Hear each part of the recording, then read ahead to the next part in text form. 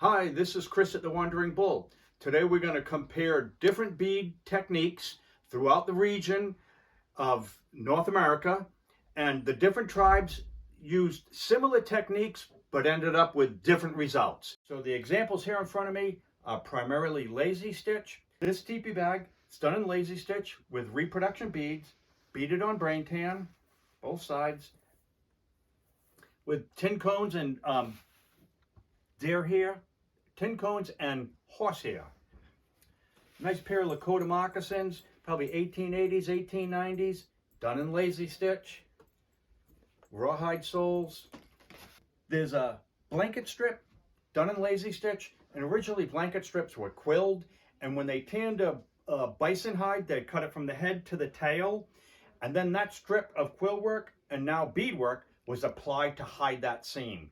And then they would paint it with war scenes. So blanket strip done in about 12-0 seed beads. There's legging strip, and I only have one single legging strip.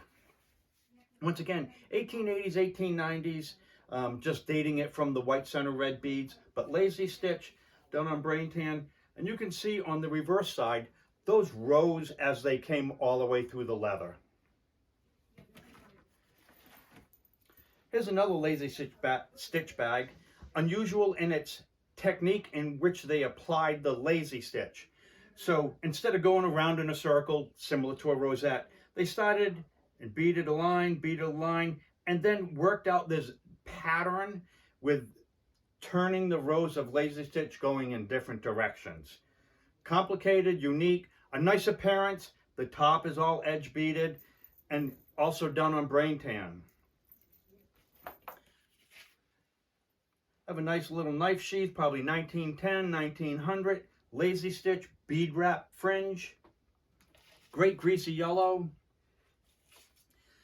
This bag here, nice Lakota tobacco bag, beaded feathers, great beads, different colors in the feather, a unique bag. Both sides, big, long, elongated feathers, and edge beaded around the side, a little bit of fringe. So this is an Apache style Striker-Lite bag, but done in lazy stitch. So those guys are Arizona, really far south in the US, where these Lakota folks are far north. So they're doing the same technique. Different beads were available to them. Beaded on brain tan, great tin cones. And once again, pair of Northern Plains teepee bags. Most of the time these bags were beaded in pairs, hanging the teepee opposite side of each other for food storage, clothes storage. Done on brain tan with tin cones.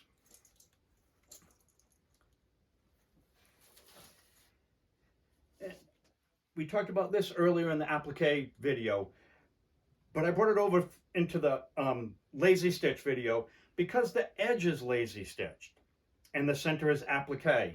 And you can see that difference in the technique.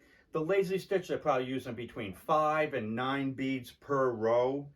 And it keeps them nice and tight. The more beads you use, the sloppier the work looks. So between that 5 and 9 beads is a good amount of beads to do per row for the lanes of lazy stitch.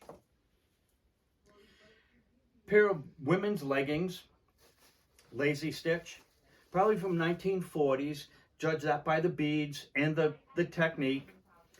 The bottoms are beaded on brain tan, and then it has canvas uppers that are tucked on the inside. Great example, master craftsmanship. And last but not least is this great cradle. Awful lot of lazy stitch. But once again, they start at one end, bead all the way around, and then go back. These women were master beaders. I look at them as sitting on the ground, really not a lot of tables, chairs at this time period, 1880s, 1890s. There's no electricity, they're beading in the dock, and they're beading with sinew. Probably not a needle. They're using an awl to poke a hole in the leather, slide that sinew through the hole, poke another hole, bring that needle back up, apply the beads, and repeat that process. an awful lot of time. An average, I can do 7 inches of lazy stitch in an hour, like a row. So you count how many rows are down and then multiply that, and boy, there's an awful lot of time applied to this. They want to make it nice. It's for a child. They're proud. They want to show like their craftsmanship.